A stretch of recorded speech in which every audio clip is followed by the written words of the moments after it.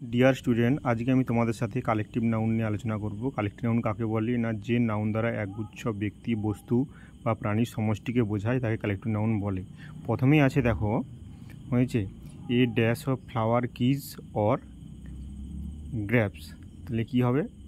না, a bunch, ঠিক আছে, bunch of flower keys or grapes হয়েছে। তারপর আছে দেখো এ ড্যাশ অফ বিস, অর্থাৎ মৌমাছির ঝাঁক, এ সোয়ার্ম, SWARM।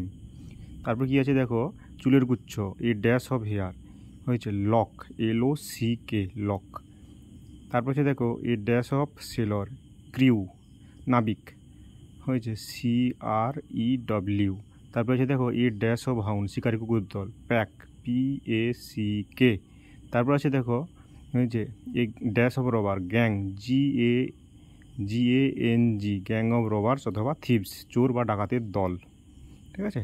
তারপর হচ্ছে দেখো এ ড্যাশ হচ্ছে স্টিক,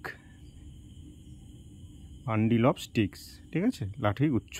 তারপর হচ্ছে দেখো হয়েছে শোল, SHOAL, শোল অফ ফিশ, মাছের ঝাঁক। তারপর কী হবে? লেডিস, মহিলার দল, বেভি, BEVY। তারপর আছে দেখো গবাদি পশুর দল, ঠিক আছে, hard, HERD, hard of cattle. তারপর দেখো হে, খড়ের গুচ্ছ, খড়ের গাদা, স্ট্যাক, STACK, স্ট্যাক মানে খড়ের গাদা। তারপর দেখো জনতা, ক্রাউড, CROWD, ক্রাউড। তারপরে দেখো এক ফসলা বৃষ্টি, শাওয়ার, SHOWER।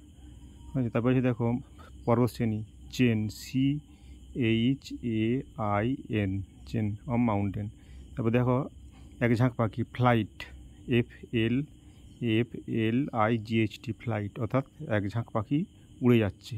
হয়েছে ছাত্রছাত্রীরা। তবে আজকের ক্লাস এখানেই, ঠিক আছে।